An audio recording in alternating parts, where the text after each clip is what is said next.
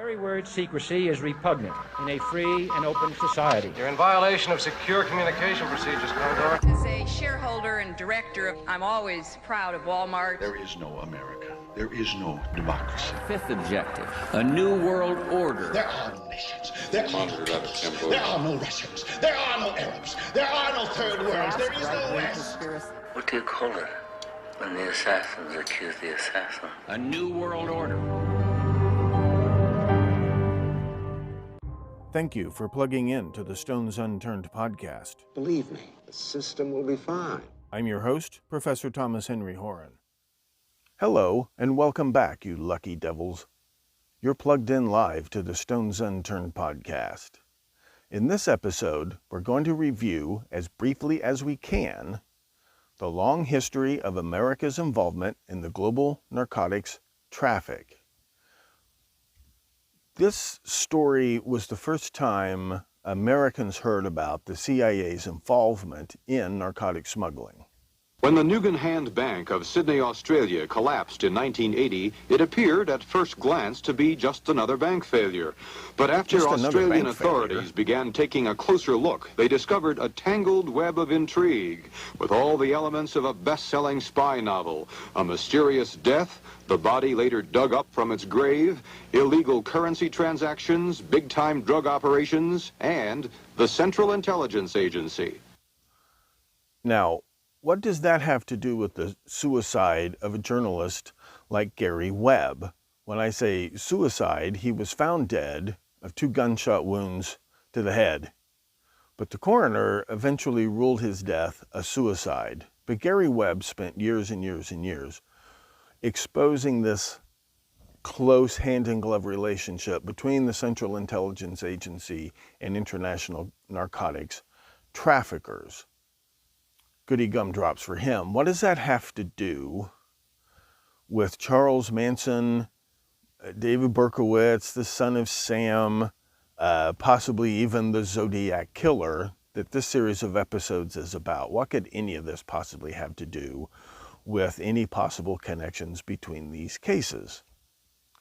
To answer those questions, we're going to have to take a look at the history not only of America's ruling elite class, but also a lot of where the money comes from to even finance the Industrial Revolution in America. In human history, there have been 3 or 4 crucial drugs. And when I say crucial, I mean crucial to the human economy. You have alcohol, you have opium, you have tobacco, and you have caffeine, tea and coffee. These drugs, now they're modern drugs, right, that have had their heyday, but these drugs have sort of driven the global trade economy for millennia. The ancient Sumerians, one of the very first civilizations, were producing opium on an industrial scale at least as far back as around 3400 BC. And what's interesting about that is recent discoveries suggest that maybe the ruling class in those ancient Sumerian cities, those very first cities, on the Tigris and Euphrates and other rivers, actually came down from the north, from what is basically maybe Kazakhstan, southern Russia. This so-called Turgai civilization may have actually moved south and established these cities in Mesopotamia. Now, how did they do this? And when you study these early cities, like Ur, Sumer, they're really more like concentration camps. They're almost slave labor camps. This is, of course, it's the birth of what we today call civilization.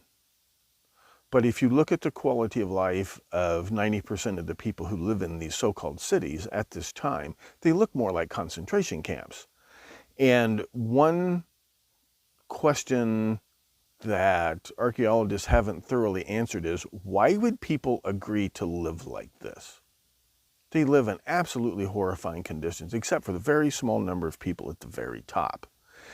And the assumption over the decades has been, well, it was a more stable livelihood, there was a food surplus, and people congregated to that. The archaeology and the study of the human remains of the average worker who worked in these fields around these early cities doesn't really tend to support that. The people who were still nomadic herders, these pastoral people, had a much higher quality of life, and of course they had a lot more freedom in their lives. So why would hundreds of thousands of people congregate around these and basically more or less voluntarily live their lives in these sort of ancient concentration camps? Well, one possible answer is opium. Opium turns out to have been very crucial in Mesopotamian civilization, early Egyptian civilization. It was used for all sorts of things, it had a lot of medicinal properties. But why would the Sumerians produce opium on an industrial scale unless it was given to pretty much everyone in their society? And is that maybe there was this insidious addiction to opium that actually kept these populations under control? It's only a theory, and it's a fairly new theory, but it seems as though opium has always had something very important to do with civilization and the rise of civilization and the driving of human economies. So fast forwarding a few thousand years to the 18th century into the 19th century, when you had the British Empire sort of taking over and replacing the Spanish and Portuguese empires in this new global civilization that Christopher Columbus started, you have the British growing opium poppies in their territories in India and then exporting that opium into China. China had its own domestic opium production, but the British really brought in huge new supplies of opium. And again, you have a captive market. You have Chinese medicine has used opium in various forms for centuries, but then people get addicted to it. It's not even necessarily sold as a recreational drug, but it's used in so many Chinese medicines and foods and things that people are addicted to it, and demand just grows and grows and grows, and the British come in with their own opium plantations in India, and now they are exporting opium into China. And this causes some trade wars. This causes the so-called opium wars, where you have factions inside China trying to protect their business territory from these foreign interlopers who are bringing in imported opium. And then you also have some factions in China who are trying to crack down on opium abuse for various reasons. How do the Americans get mixed up in this? In the early 19th century, the Americans come to dominate the global whale oil industry. This is important because the early 19th century is the dawn of the Industrial Revolution. And the British are the leaders in the Industrial Revolution. Everywhere they go in their empire, they need whale oil for two reasons. One, it's the best lubricant on the market at the time, especially for these newfangled machines, and it's also by far the most cost-effective source of artificial lighting in these new factories and mills and things that are starting to fuel the Industrial Revolution. So although the British try to keep a very tight exclusion over their mercantile empire, the Americans worm their way in because they become the source for whale oil. And the Americans in particular dominating the whale oil business, you follow, so you take a ship like the Pequod from Moby Dick, and it takes about 2 to 3 years to circle the globe. And what they're doing is they're following whale migrations, different species of whale, humpback whale being one of the most profitable, but they go from their fattening up grounds, they go to the cold water areas, these pods of whales, these giant herds of whales, okay, they go to where the krill is in the cold water and they get all fattened up. And then they migrate to the warmer areas for their breeding grounds. And the Americans are following them. They're just following them. They just follow, and they follow this. And you read about this in Moby Dick. There's kind of a detailed explanation for how this works. And one of these routes is very important. It goes from Antarctica and up the east coast of Africa, all the way up to India. And some of the American whaling companies or individual captains, they have business arrangements. Instead of hauling the whale oil all the way back to Nantucket for warehousing and distribution, they actually just sell their existing cargoes as is to these British merchants and industrialists in India. And while they're there, if they have the right contacts, they can pick up what is under the British Empire illegal shipments of opium. And then they can take that opium, instead of sailing back down to Antarctica, south of Australia, and picking up another round of whales, what they do is they take that opium and they sail through this area to Canton, China, where they sell their opium more or less illegally. I mean, this is, the British Empire doesn't allow this, but British merchants, of course, right? Everybody follows the money. So here's a good example of an American, a very industrious, ambitious American. This is Juan Bautista Rogers Cooper. He's actually born in England, so he has contacts in the British Empire and in the British Mercantile Empire. His family moves to Boston. He becomes captain of a famous ship called the Rover, which he sells to the government of Mexico, this newly independent government of Mexico, and then he operates the ship for them and a small fleet of ships. And this gets not only Mexico, but California.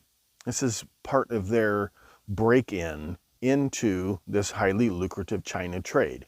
You are not only, if you can get opium from India and selling that in China, but then you're bringing back tea, very valuable commodity, and you're bringing back all kinds of silk and luxury goods. You're bringing Chinese laborers, which aren't just, they're not just treated like slaves. Some of them are skilled laborers, like gold miners who come to California.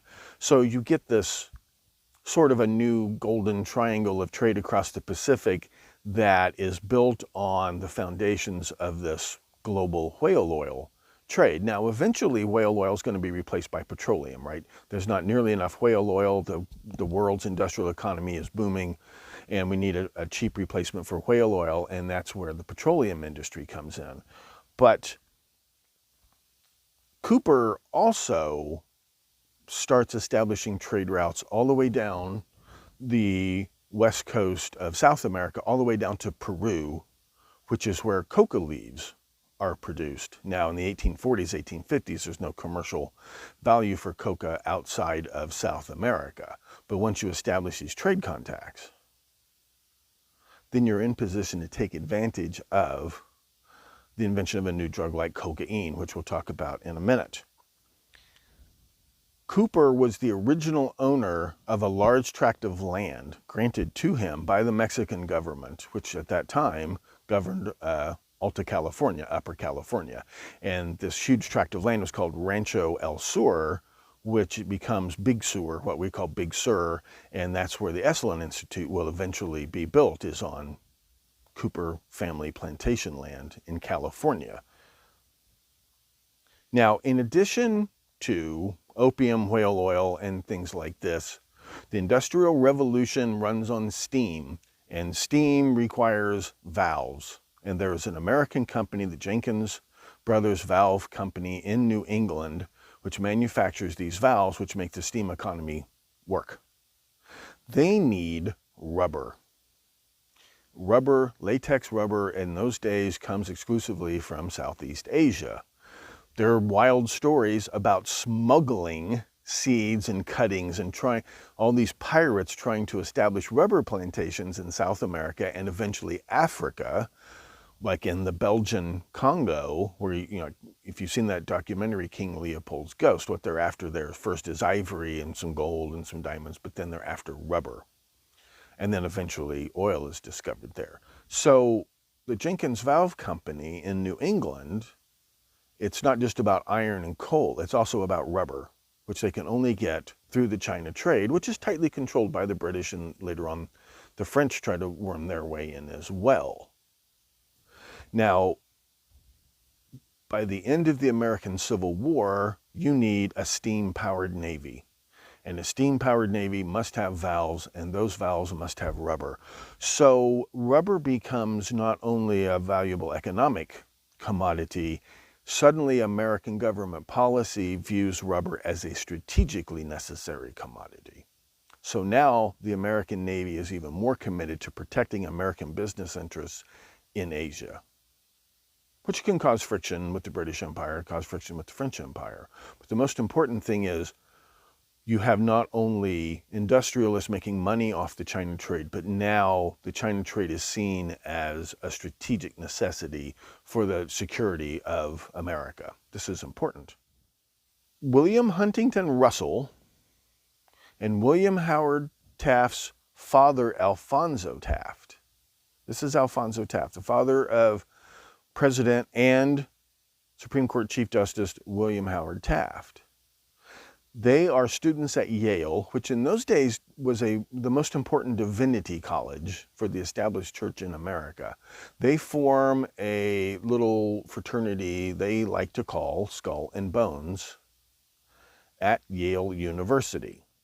Skull and Bones might be based on, like, these are the oldest Freemason Templar graves in Scotland, are all festooned with the exact same skull and bones motif. So most people are convinced that the Russells, the Tafts, these people were essentially Freemasons. And in a separate series, we're going to talk about the history of the Freemasons in America and the impact they had on the development and independence movement in America. But for now, a cousin of Samuel Wadsworth Russell, named William, founded Russell and Company, which is one of the first American trading houses to be established in Canton, China, which was the open port that the British Empire would allow. And the Americans always insisted on trying, keep an open door policy in China, keeping free markets in China. This is William Russell, and he's trading in mostly tea and opium. Now, if the British have a monopoly on Indian opium, and if the Chinese some Chinese warlords try to grow their own opium, where are Americans like Russell getting their opium? And the source is Turkey, Eastern Turkey, Anatolia. By 1860, the Americans have established sources of opium in Turkey, which they then very often are smuggling past the Royal Navy. They're not supposed to be selling opium in China, according to the British, but they're smuggling opium into Canton from Turkey. And there's a clerk, and in those days, clerk was actually a very important job. There's a clerk who works for Russell and Company. His name is John Murray Forbes. This is John Murray Forbes. He's an ancestor of Forbes. And he has a brother, Robert B. Forbes. I'm trying to keep all these. Don't worry, you don't have to keep these names. Remember the name Forbes, and remember Canton, and remember opium, and remember tea, okay? Well, he and a fellow named Warren Delano Jr. and his son Warren Delano Sr. and his son Warren Delano Jr., okay, the ancestors of Sarah Delano, who was the mother of Franklin Delano Roosevelt, future president of the United States. This is Sarah as a young girl. They are doing business with this guy. He's known, I know him basically as Fuqua, who's sort of this Al Capone of China, who controls the biggest chunk of the opium distribution market in all of China and kind of runs his own empire within the empire in China. And this is the guy that they're doing business with. How do they do this? Well, And John and Robert Forbes are also the nephews on their mother's side of this man right here, Thomas Handised Perkins. Perkins built this huge fortune dealing in slaves, rum, and sugar, and opium, right? Like the three most evil things you can think an early industrial pioneer, like pre-industrial guy could do. Slaves, drugs, alcohol. He makes this tremendous fortune. And for what it's worth, he's one of the first of these evil profiteers who tries to buy his way into heaven. Like this Samuel Gridley Howe wants to establish the School for the Blind, which is inspired by the Louis Braille School in France, and it's called the Perkins Institute for the Blind, and their most famous graduate is this young lady, Anne Mansfield Sullivan, the famous teacher of Helen Keller, who she's one of my heroes. She's not just about specifically educating blind and deaf children, it's about theories of education and methods of teaching and so forth. And the opium wars in China itself, you have a Chinese monarchy which is trying to break itself off from, all the money is going to these British trading firms who are selling opium. And so they're some of the factions in China they just want to control their own opium production and don't want competition. But then you also have other factions in China which are trying to eradicate the opium problem itself and establish independence. So you have civil wars in China, and then you have outsiders like the British and some of their American, even though these Americans are sort of encroaching on their territory, everybody has a vested interest in keeping the opium trade going. So you have all of these Afghanistan-style wars going on in the mid-19th century, the so-called Opium Wars, the Boxer Rebellion, and things like this. So it's not just two sides, there are multi-sides to this conflict. And this opens the door even wider to enterprising American smugglers. But the main way that, in particular, Delano and Forbes, the main way they penetrate this British-dominated opium market in Canton, China, is through Freemasonry. They are Freemasons.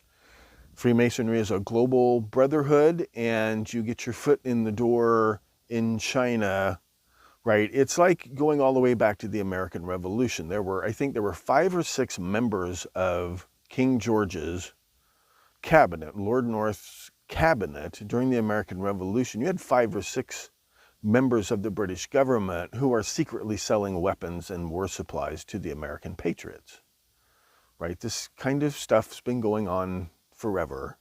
And what you have going on, you have this British Empire, and they have their strict monetary control systems, and they try to keep a monopoly on certain forms of trade, but then you have British businessmen who are members of the Freemasons and worshiping the almighty dollar, as a lot of us do, and this is how the Americans get their foot and keep their foot in the door in China.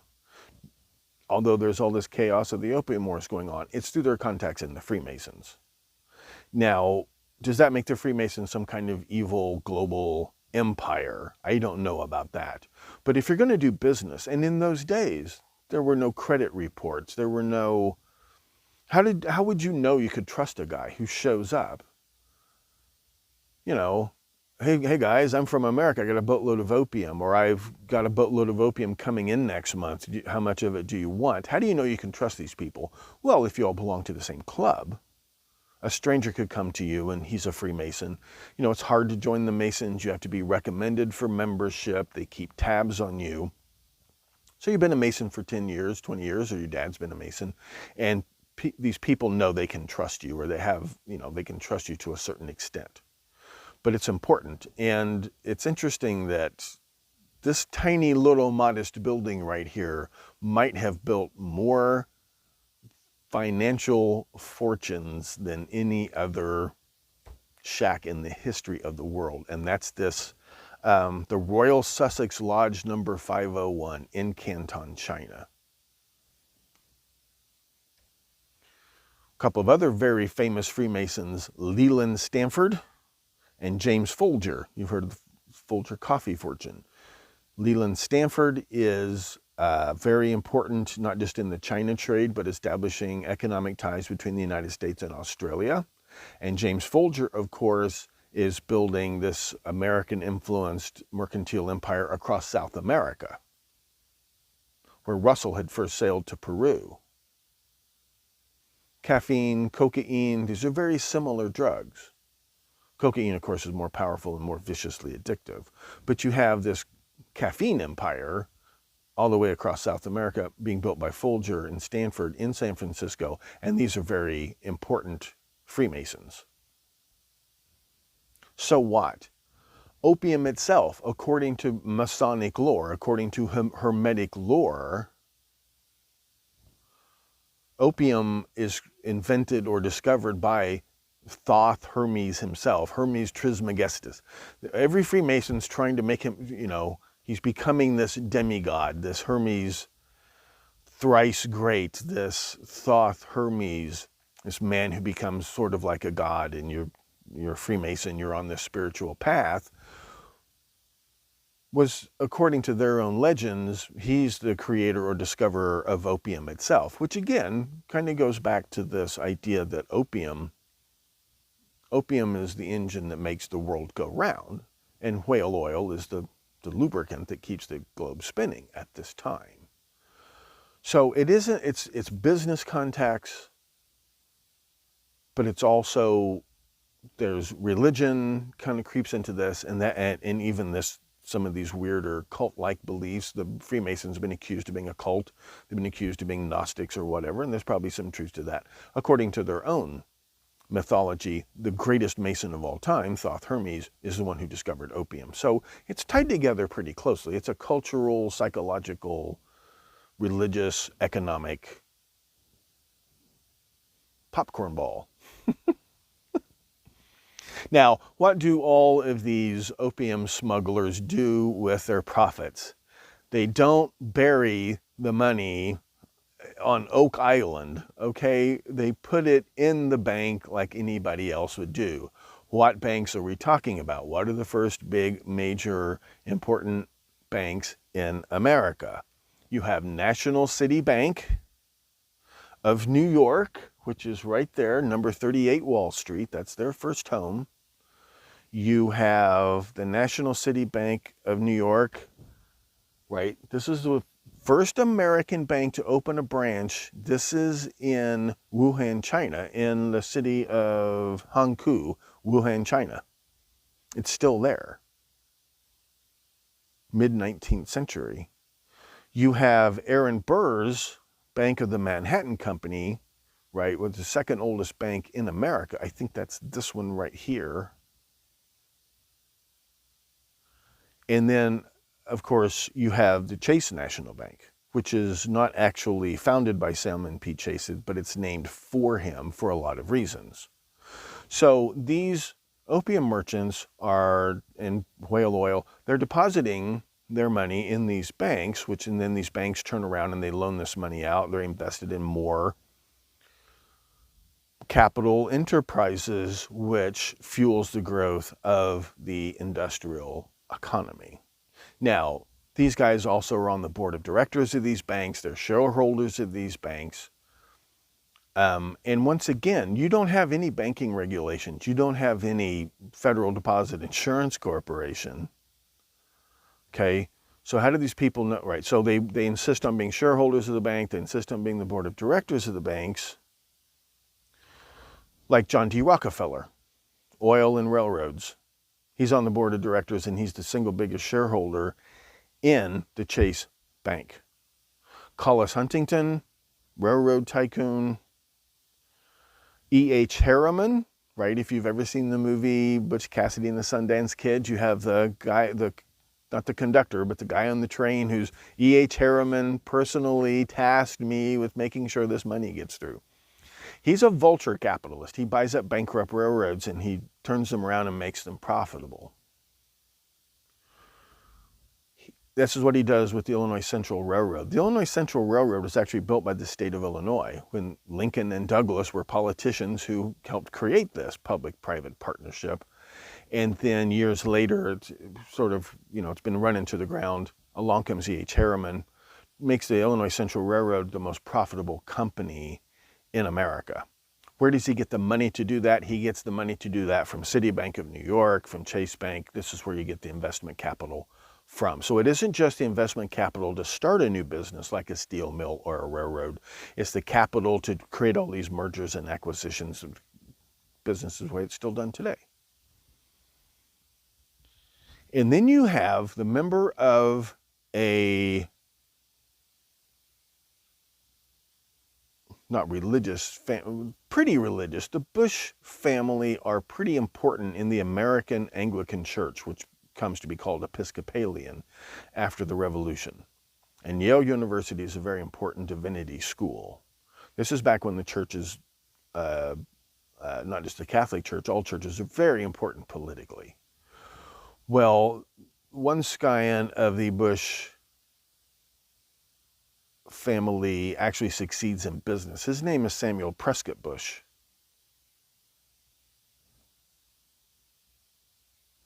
And he succeeds in banking, and he's right in the middle of all this stuff. He doesn't go to Yale. Samuel Prescott Bush doesn't go to Yale. His grandfather, Obadiah Newcomb Bush, father or grandfather Obadiah, he's one of the co-founders of the Underground Railroad, which is not just about, it starts, it's human trafficking. You are smuggling refugees, escaped slaves. You're smuggling them into the North. And it becomes later on, this of course is a very important spy network during the American Civil War. And then what do they do when the Civil War is over and slavery's been abolished? Do they just shake hands and go home and never see each other again? Don't be silly. So Samuel Prescott Bush's ancestor, Obadiah Newcomb Bush, is a major funder, founder, organizer of this Underground Railroad. And remember, also a committed abolitionist. This actually becomes important later on, as we shall see. And of course, here's Salmon P. Chase, who's also an important figure in the abolition movement. 90-some-odd% of American abolitionists objected to slavery because it brought Africans to America in the first place, and they had vague plans for shipping them back to Africa. Chase, Lincoln, some of the other Republicans saw freed slaves, potentially freed slaves, as a source of cheap labor to keep fueling the Industrial Revolution. Don't forget that. But Bush and Chase, are friends through this network that sets up this Underground Railroad and other covert operations between the North and the South.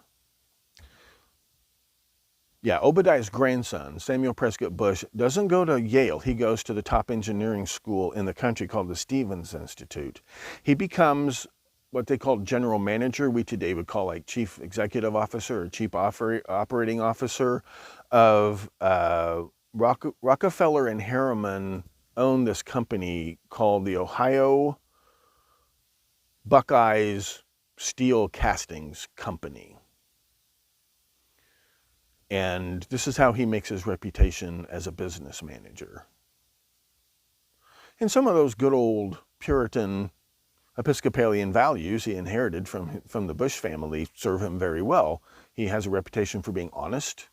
He has a reputation for being smart and a very competent business manager. So he serves, when he's older, he serves on the War Industries Board under Bernard Baruch in the Wilson administration during World War I.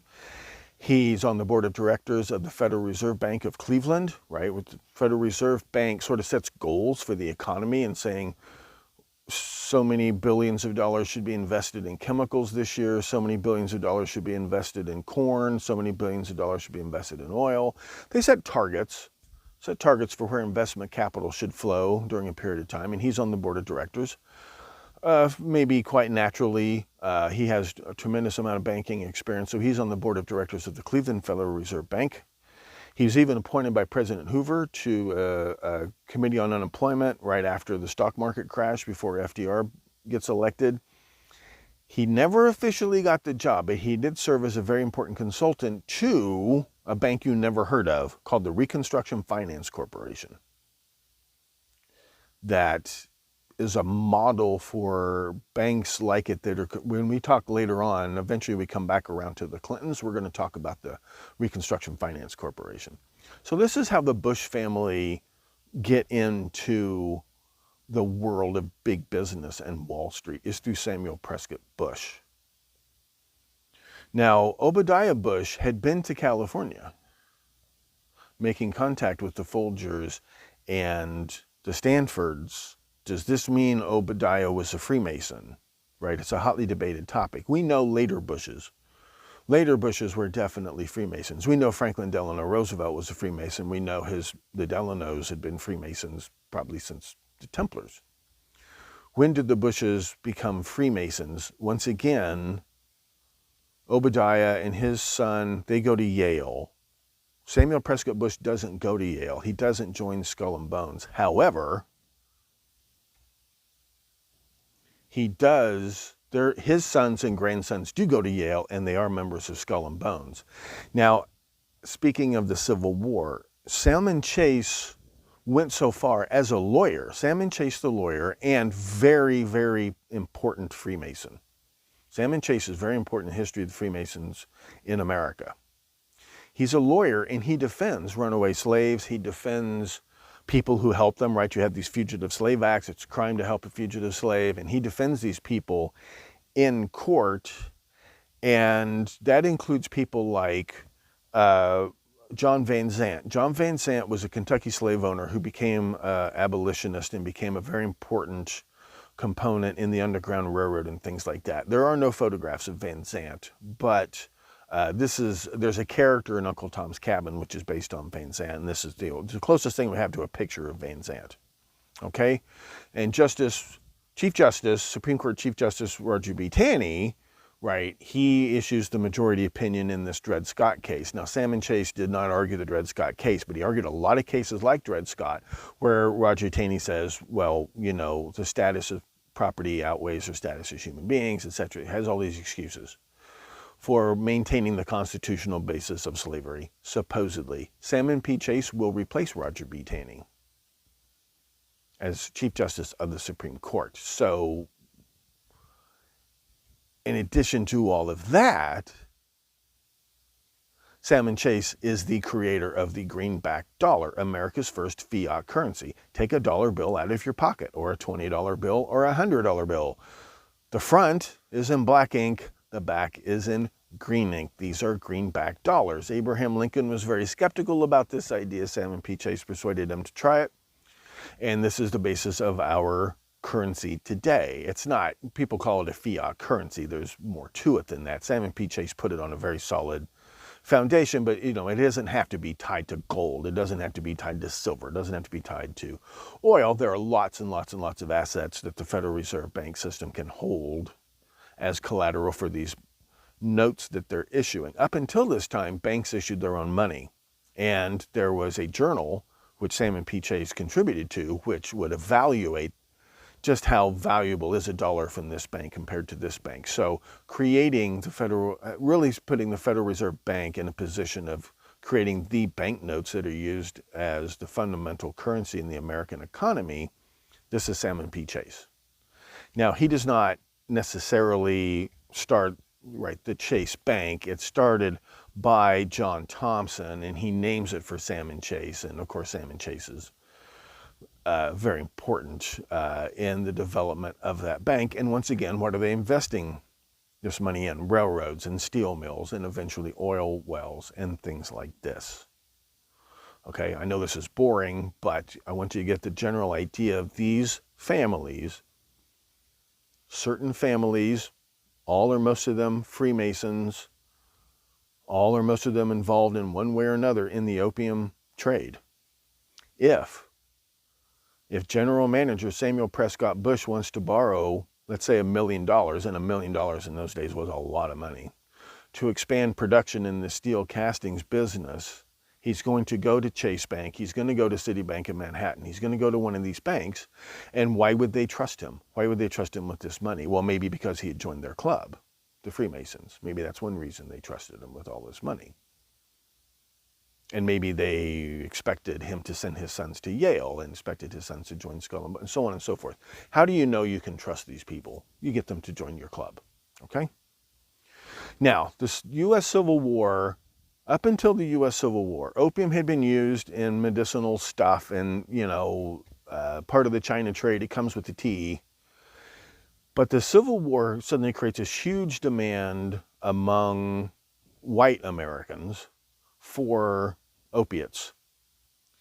And it's more than just treating the pain of their physical injuries from the war and their amputations. People who take opiates just because they suffer from pain do not necessarily get addicted. But obviously, these poor guys are suffering from post-traumatic stress disorder and other, right? So it's not just that they get addicted to the opiates. Morphine is a new this is a new pure form of opium, which is used for acute pain, like for surgery patients, amputation patients. They're not just taking it for their physical pain, but they're taking it, they're self-medicating their emotional and psychological pain as well. So you have up to maybe 1 million new addicts in America. And they're not just addicted to opium, they're addicted to this more powerful form called morphine. And this coincides, well, even during the war, right? This is Cole Younger. You've heard of the James Younger gang. It's really the Younger James gang. It's really the Youngers kind of hiring Jesse James and his brother Frank. And we're going to talk a lot more about these guys in future episodes. But you have Cole Younger goes to California. Well, this is after, when he's arrested, okay? Remember the James brothers, especially Jesse, involved in sort of what we today would call terrorist insurgencies. Never actually joined the Confederate Army. They're part of, and before the Civil War starts, they live in western Missouri, outside of what we call Kansas City, and they're involved in these disputes, the Jayhawker Wars, partly over slavery, partly over land rights, right? They're trying to build their own economic empires out there, the Youngers, the Jameses, the Loves, the Douglases, and they've been fighting amongst themselves since before the Civil War.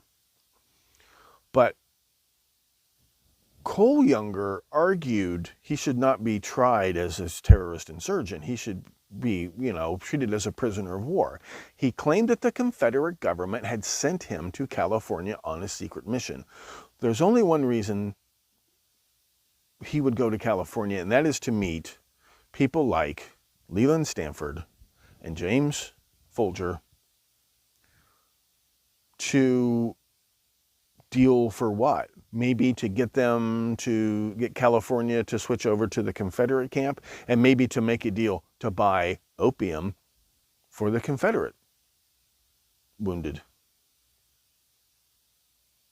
And why would they talk to this guy? It turns out, for a long, long time, the Freemasons denied that the Youngers had ever joined the Freemasons, but finally documentation is indisputable proof. A lot of Youngers apparently were Freemasons, and that had why else would, right? It's probably got something to do with Cole Younger's story about he had been sent to California on some kind of secret mission. So there is some evidence to back this up, that even Cole Younger, because he was a Freemason, he's doing business with these guys in California. And if they are all Freemasons, so what? We'll come back to this. These episodes in this particular series I'm kind of staying away from any of the religion or the cult stuff, and just looking at just what are the normal business patterns, what are the normal business contacts. But we're going to come back to this rule the Freemasons have, this attempt to build a Masonic republic, and how the Freemasons are involved in, insurrections against the Spanish Empire, insurrections against the French Empire, insurrections against the British Empire. And I think it's interesting that Cole Younger, and we're going to talk about Jesse James down the road, Cole Younger possibly being involved with these guys. And one of his relatives is not a direct bloodline descendant, but Evel Younger is one of the district attorney of Los Angeles County, boss of Vincent Bugliosi, who is prosecuting the Manson family for alleged murders, which is interesting. So you have, and they were called opium eaters at the time. These were people who were taking opiates. We today would call abusing them. What they called them back in the mid-19th century were opium eaters. So you have at least 1 million of these Civil War veterans who become addicted to opiates. This is recognized as a problem at the time. And to make matters worse, in the 1870s, you have the development of the hypodermic needle, and this becomes the first magic bullet for doctors. They can give people all kinds of shots that can do all kinds of wonderful things, even before antibiotics are discovered, or even the first antibiotics like silver nitrate and things that they're experimenting with giving people.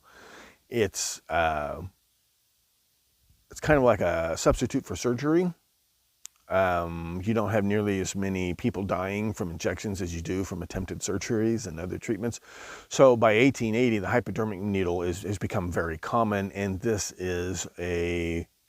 becomes the preferred way for addicts. We would call them junkies today, but for addicts to self-administer, or even you would go to your doctor.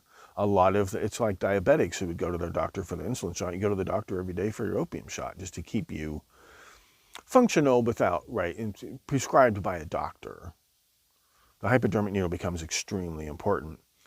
And when morphine first comes out, it is actually prescribed as a non-addictive form and more effective form of opium. So you see all kinds of products. You don't need a prescription to buy this stuff. And it's given for everything. So you have this, it's like a supply side economics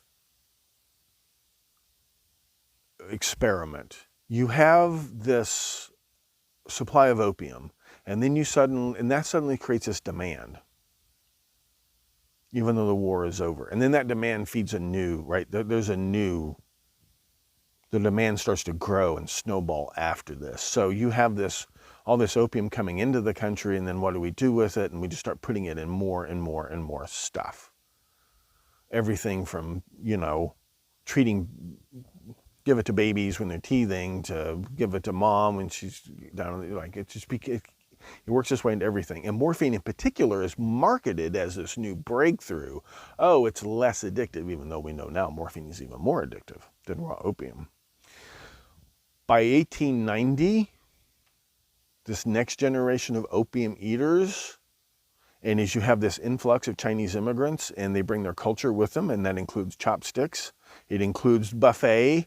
The Chinese invent the buffet restaurant as we know it, but then you also have this increase in Americans. They bring their opium dens with them, and the Americans. So by 1890, apparently 2/3 of opium addicts in America were actually white women, not just prostitutes. These are housewives. These are young moms, and they're what's good for the baby is good for me, right? So this is kind of I won't say propaganda photo. This is kind of like a campaign. This is part of an anti-drug campaign that starts in the 1890s. And according to their statistics, 2/3 of opium addicts in America at this time were white women. So this is seen as a major, major problem. And there's a big, it's the first war on drugs, really. And it's when it starts to affect middle-class white people that it gets the attention of social and government leaders. So you have this new drug called cocaine. It's made from the coca leaf that comes from Peru. And cocaine is sold on the recommendation of a young hotshot neurologist named Sigmund Freud. Sigmund Freud literally created the first cokehead. He cured an opium eater of his morphine addiction by switching them onto cocaine or cocaine. And cocaine becomes the new miracle drug. But this doesn't come from Southeast Asia. Cocaine comes from the coca plant in Peru. And so you have these companies, like going all the way back to Cooper, who have established trade with South American companies, in particular Peru, and they're doing business with the Stanfords, right? They're set all through these Freemasons. And this, by the way, is Sigmund Freud's, this is their engagement photograph. This is his wife. Sigmund Freud, like, not only created the cokehead, and see, the character of Sherlock Holmes is that first generation of cokeheads. This new wonder drug, cocaine. And it's a performance-enhancing drug. The problem with morphine, opium, is they make you dreamy, and cocaine is a performance-enhancing drug. Well, he's like, has this, Freud like has this program for breaking down his wife's will and turning her into like this Stepford wife. So yeah, there's so much to Sigmund Freud, but the main thing you want to remember is now it's not just opium. You had caffeine in the form of tea and then coffee. You had opium, and of course you've always had alcohol. Now you have a new drug. Now you have a new, highly addictive, very popular, unregulated drug called cocaine, right? And, it goes into Coca-Cola, it goes into everything. So this first war on drugs, there's another new miracle drug. This one's called aspirin. This is invented by the Bayer Corporation, the Bayer Chemical Company. This is synthetic. This is synthesized acetylsalicylic acid. I got it. This is a new painkiller that is non-addictive, right? And doesn't make, doesn't knock you out. It doesn't. So you have this anti-opium campaign fueled by the heavy marketing of new drugs like cocaine and aspirin. Okay, that's the basic idea. Now, what about the established American families who've been making all this money off the opium trade all of these years? You have a public debate over the benefits of the opium trade versus the evils and pitfalls of the opium trade going on through the 1890s. But then things take a turn for the worse for the opium dealers. You have, first of all, you have the Boxer Rebellion. You have all these rebellions against the monarchy in China, but you also have a rebellion against the monarchy in Turkey. And these young Turks take over, and they're Muslim, and they start cracking down on the exportation of opium. So the Americans lose their contacts in Turkey. They've been thrown out by this young Turks revolution. So where are they going to get the opium from? Right? They've got a demand pressure in America, just war on drugs, and now you have a supply pressure. So some of these families they've made their money. They're like the Addams Family movies. They made their money on slaves, opium, rum, weapons. They're being squeezed out as at the dawn of the 20th century. So they turn to, becomes to be known as the French Connection. But the French Connection isn't really French, it's Corsican, and it's very much this guy. This is Paul Carbone, or Carboni, depending on where you're from. Paul Carbone. He's Corsican. He's actually descended from Napoleon Bonaparte's housekeeper, which is not just like she doesn't go around dusting the furniture. She's part of Napoleon's court in exile, and he's a direct descendant of her. He begins as a pimp, and this is important. He begins as a pimp in Cairo, Egypt. So he makes all these underworld connections. And remember, right, we've talked about this on the Stones Unturned podcast, and we'll talk about it again. Prostitution, you make a little bit of money. Photography comes along, so you make a little bit of money. Your prostitutes create pornography, and you make a little bit of money doing that. But those two businesses are primarily about blackmail, if you're a sharp operator like Paul Carbone. You start blackmailing the customers. And this is what he excels at. He begins as a pimp in Cairo, Egypt. He gets chased out of Cairo by rival gangsters, and he's dying out in the desert. They dump him off out in the desert, and this guy comes along, Francois Spirito, comes along and rescues him. And he and Spirito go into business, and the next thing you know, Spirito has this contacts in Turkey. He has these contacts all over the place. He and Carbone set up a new pipeline for opium coming from Turkey into Asia and the rest of the world, and he does this in Bangkok, in Shanghai, and places like this. This is before the First World War. Now, he actually volunteers for the French Foreign Legion during World War I. It's not so much that he's a hero, but during the chaos of war, you can create all kinds of new business contacts and new business networks, especially if you back the right side. So he joins the French Foreign Legion, which is interesting. Then after the war is over, he sets up a new pimping operation in Peru, which is where this brand new exciting drug, this rapidly growing product called cocaine comes from.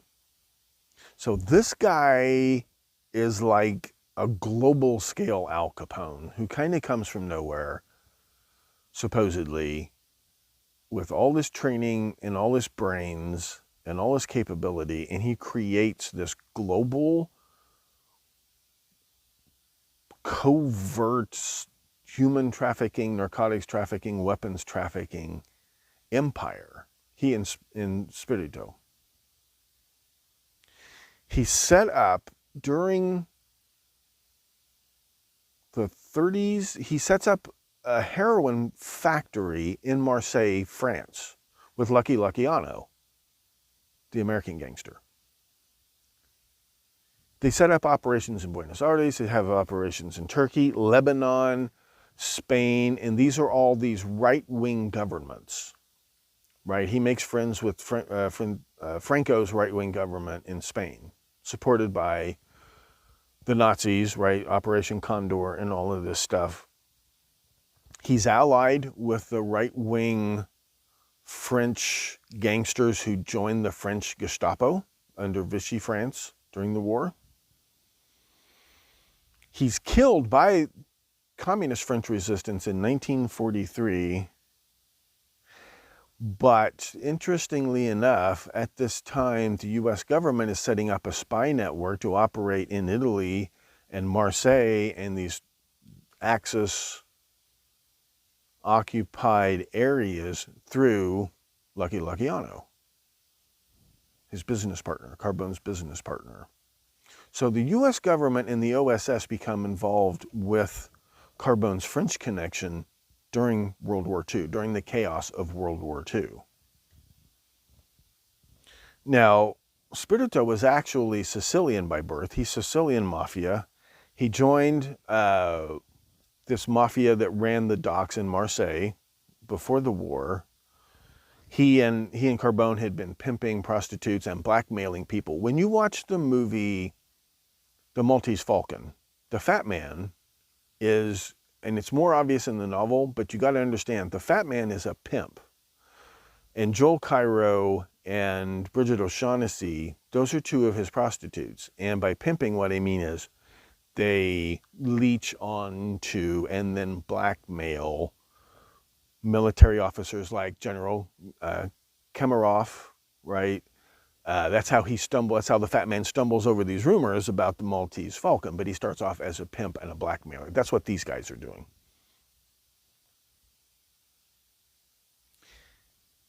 He also set up heroin smuggling, like they're getting away from their old contacts like the Delanos and these people. He sets up the Sicilian mafia into dominating heroin smuggling into, like, say, Britain, the United States.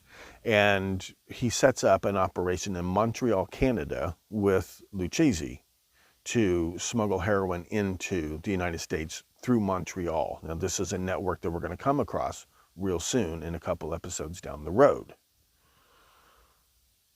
He dies in prison in 1967. In the meantime, these revolutions in China, there are two communist factions, right? The Chinese Communist Party and the Kuomintang are trying to overthrow this crooked monarchy in China. So they've totally disrupted the internal opium market in China. And both the Chinese Communist Party and there's one other faction, they are trying to eradicate the use of opium in China. Now, eventually the Chinese Communist Party will win and further drive these opium plantations outside the borders of China. And the market, to a great extent, the market really drops. Market demand in China really drops. And so there's an incentive on the part of opium smugglers to try to find new markets, and that, of course, includes the United States, Canada, all these other countries. So during all of this chaos, the people who have been profiting from the opium trade in China are under pressure. So you've got disruptions from Turkey, you have disruptions in China because of all these political military upheavals of the early 20th century. How did the U.S. come to back the Kuomintang? Well, the Kuomintang is another communist party, but they got the backing of the Americans and the British because they kept the opium industry and market going in their territories. And the Kuomintang fund most of their war effort against the Chinese Communist Party through the heroin industry, right? Because they control what we now call the Golden Triangle in southwest China, northeast Burma, etc., etc. This is the Kuomintang. And once again, guess what? It's the Delanos and these people who have been making their money off of opium for generations. They're the ones who, you know, anti-communist, sure. Roosevelt was not totally anti-communist to begin with. The Democrats tend to, right? And then this particular Communist Party of China, you know, the monarchy is probably doomed, but that's okay. One of the communist factions is still interested in continuing the opium money machine. This is Chiang Kai-shek, the worst general in history, but he got all this backing from America, from Britain, over the opium. And they are primarily, Congress won't give that much money, but they are financing their war through the opium trade. This is important. And as they're pushed out of China, they're pushed into Yunnan, they're pushed into Shan, they're pushed into Laos, they're pushed into northern Thailand and Burma. So what is the U.S. Navy going to do? What is the U.S. military going to do? Where are they going to get their morphine to treat their wounded? Well, one of the Bush descendants, this is James Smith Bush II. He's not a junior. He was like named for his grandfather, James Smith Bush II. He's the president of Franklin Delano Roosevelt's Export-Import Bank. This is interesting. The Bushes have always, they've been mostly Republicans, Yale Republicans, Skull and Bone Republicans, but they've always been like this with a lot of leading centrist Democrats, right down to Hillary Clinton, bragging about how many friends she has in the Republican Party. The Bushes and the Clintons are like this. We'll talk about that later. He's the president of the Export-Import Bank. What does the Export-Import Bank do? Well, for example, they loan Cuba, this is pre-revolution Cuba, they loan money to Cuba to buy silver bullion. The Export-Import Bank laundered a lot of the confiscated Nazi wealth, like including the Nazi gold. And very importantly, the Export-Import Bank financed the construction of the first Burma Road. And what's the value of the first Burma Road? It's very important to the opium trade. Suddenly. It's not done by sea. Chinese Communist Party have shut off the seaports. How are you going to get the opium in and out of China or in and out of this area? It's through the Burma Road, which is financed by FDR's Export-Import Bank, which is run by James Smith Bush II. Just when these harried opium dynasties have finally got the pieces back on the chessboard where they think they want them, suddenly a whole new player comes busting down the door. The United States and Great Britain have been competing over the industrialization of Japan for decades.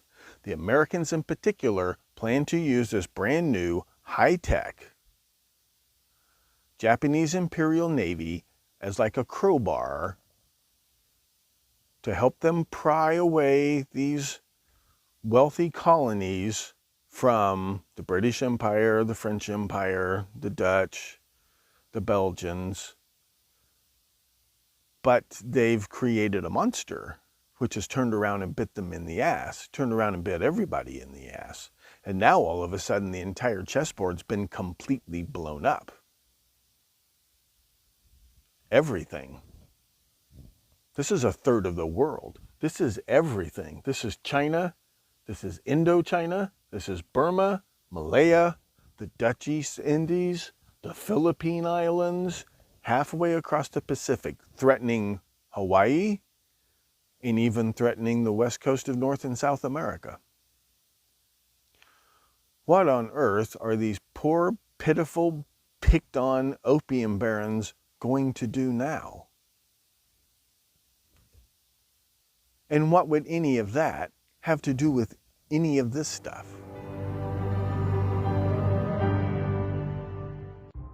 I'm Professor Thomas Henry Horan, asking you to please stay plugged in to the Stones Unturned podcast. He reads everything.